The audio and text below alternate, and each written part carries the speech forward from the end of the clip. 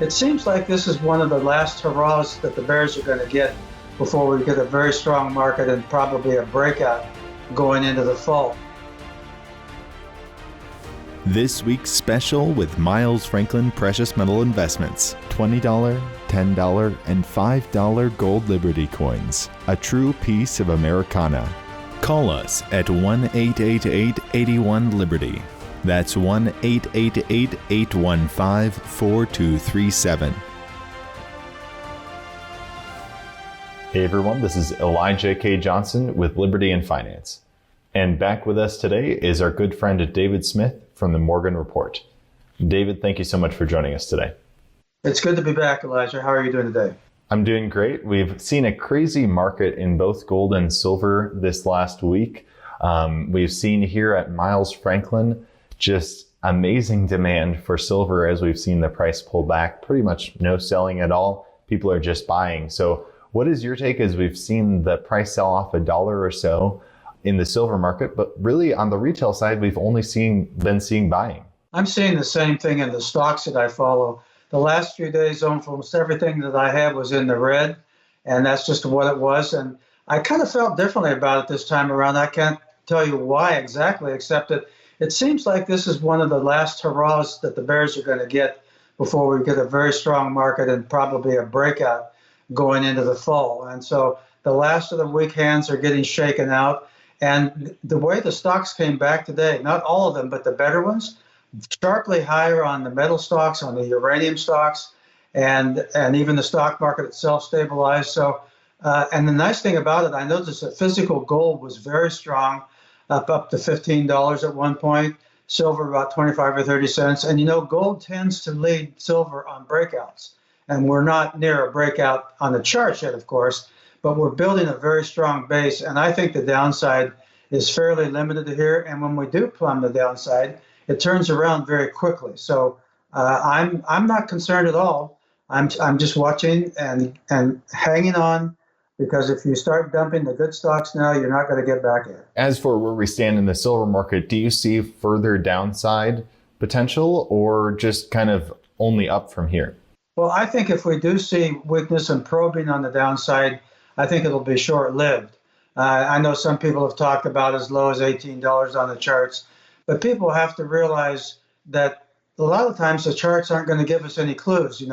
Certainly it could go down there, but to predict that and to wait for it and not get what you want, I think risks paying a lot more for it, because the premiums are going to start creeping up with the volatility and with price moving forward. So if people have most of what they want and a little bit of dry powder, sure, wait and see what happens. But if they're not where they want yet, they only have the first third or whatever, they have to ask themselves, what is the risk reward?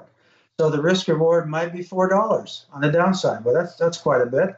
But the reward could be, $10 or $12 on the upside. So when you get a 3-to-1 or a 4-to-1, it seems to me it makes sense to take that bet.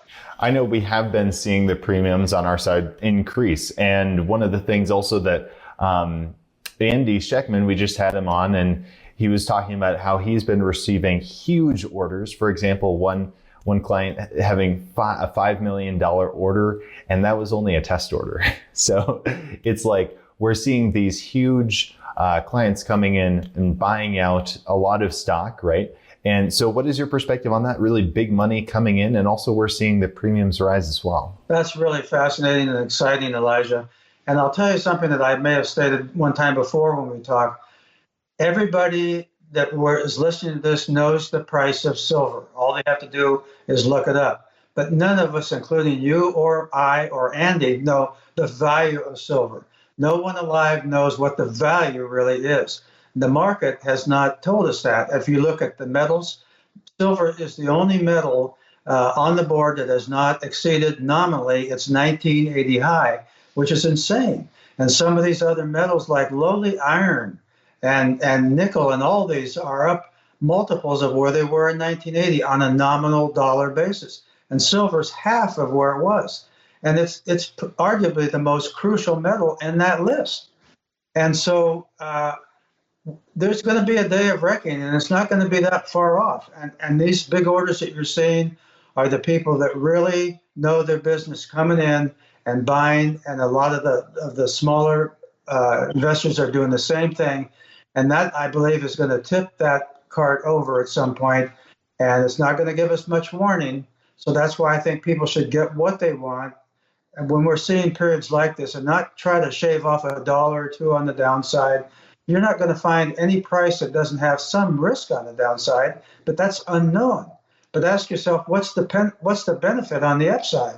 Do you really believe that the upside benefit is only $2 or $3?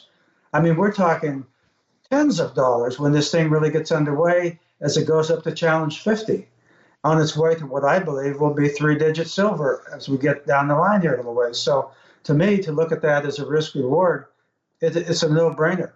In your view, can you share with the viewers your perspective on that whole idea of not being able to get product? You know, so a lot of people, when they think of investing in silver, they're just like, well, I could just buy an ETF, or I could do, you know, buy a silver stock or something. But there's a distinction between buying the physical metal and an ETF or a mining stock.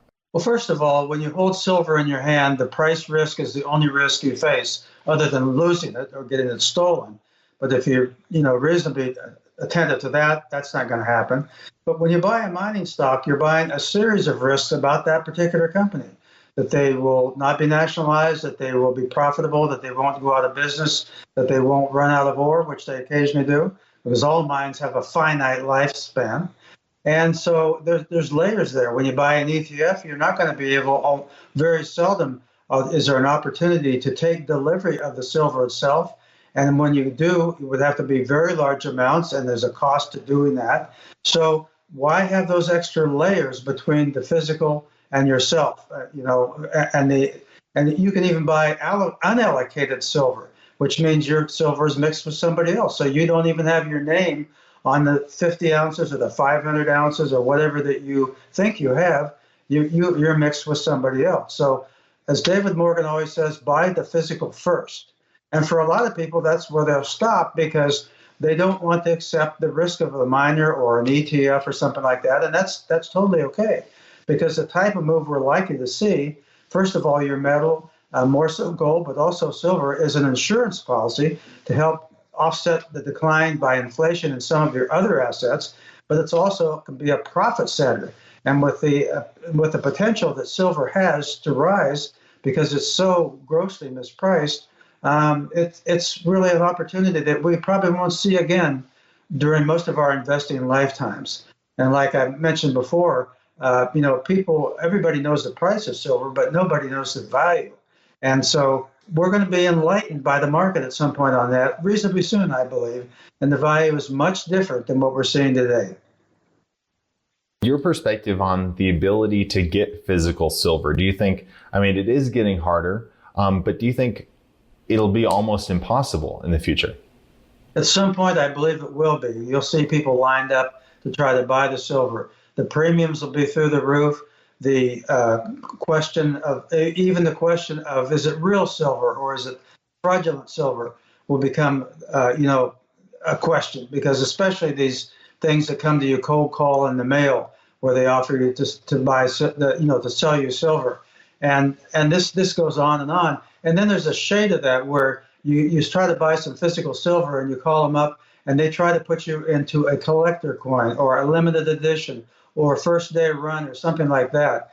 And we have seen real horror stories where people have paid three times what they should have, even for the value of silver, thinking that they're going to somehow make money on that, when all that goes away. Because even when you buy physical silver, the premium goes away in a sense. You generally lose that premium if you were to sell it back. That's why you need a rise in the silver to get that premium back to you.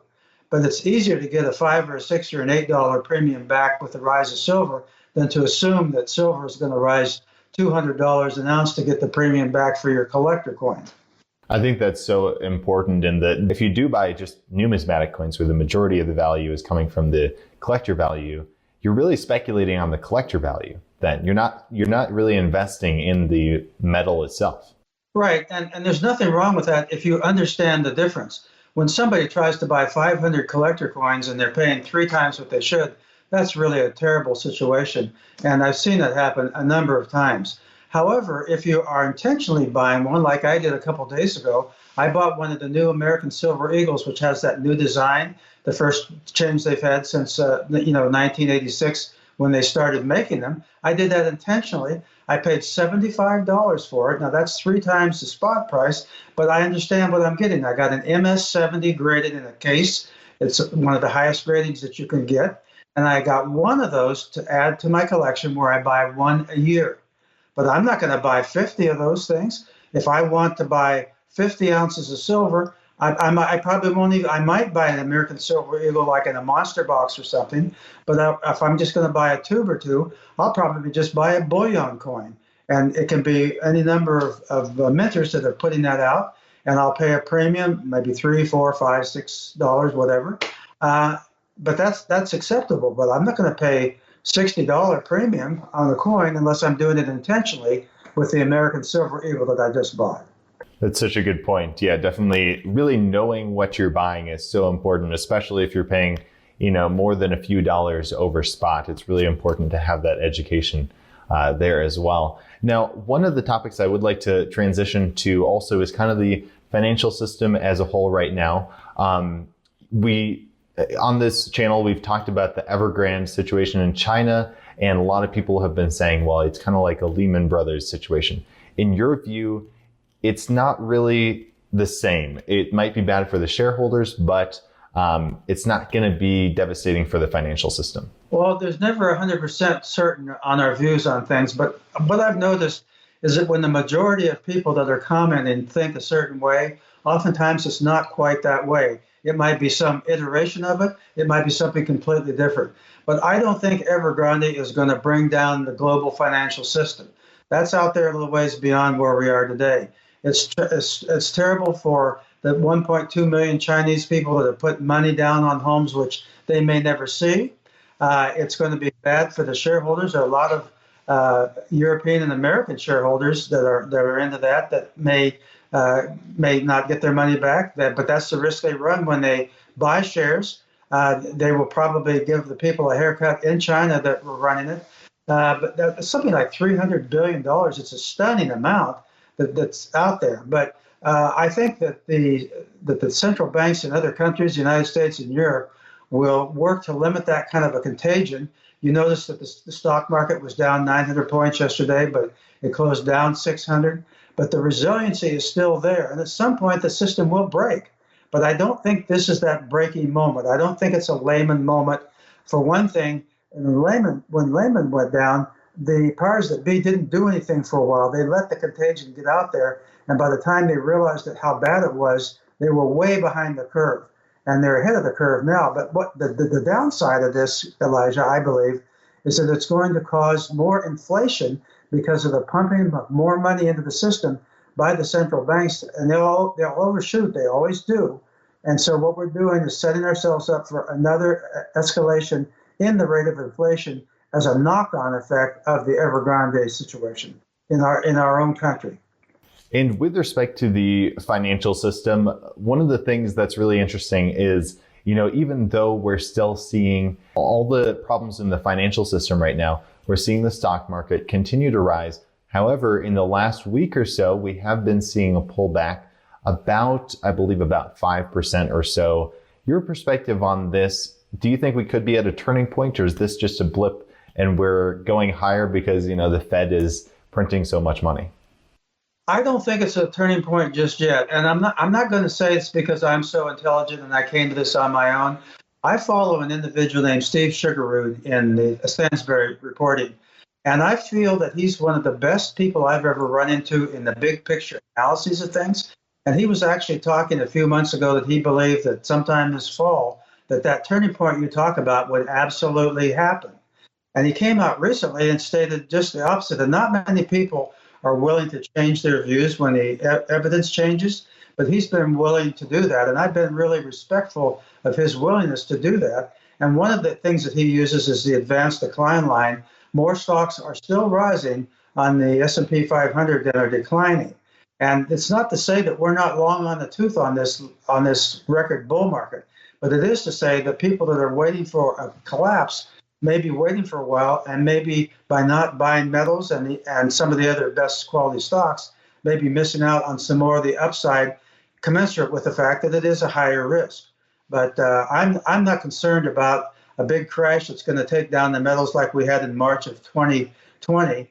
And you notice how fast they came back at that time, and that was absolutely looked like the end of the world for metals and miners. And yet look where we went after that. So I think it's important and I think it's serious, but I'm not ready to panic. And if I had sold in the last couple of days with some of the large positions that I have in metals and miners and in the uranium stocks, today almost all of that on some of those stocks was recouped from what happened the last 2 days. I'm not smart enough to get back in that quick, and the spreads increase. So if you have a good position, you either get out quickly when things start to go south, or you stick with it. And you don't ever do margin, and you don't do leverage. Get rid of your leverage ETFs if you think it's going to be a big drop, but try to buy quality. And the people that really do well are the ones that buy when others are selling because they have some money to do it, and they sell when others are buying. And I don't think this is a time to sell if you have a quality stock or stocks. All right. Well, David Smith, we really appreciate your time today. Before we let you go, did you want to share with the viewers where they can find you and any last thoughts you'd like to add? Well, I work with the Morgan Report with David Morgan, and I contribute every month there. I do a monthly essay for Money Metals. This weekend, or actually next week, I guess it's Monday and Tuesday, the 27th and 28th, David Morgan and I and other speakers will be there at the Silver Symposium in Coeur d'Alene, Idaho, and we anticipate a pretty good-sized turnout. So anybody that's listening that can make that, we're really welcome to see you. So that's where we're going to be putting our energies for the next week or so. Fantastic. David, once again, thank you so much for your time, and God bless. Pleasure to be here, and the same to you, Elijah. This week's special with Miles Franklin Precious Metal Investments. $20, $10, and $5 gold Liberty coins. A true piece of Americana. Call us at 1-888-81-LIBERTY. That's 1-888-815-4237.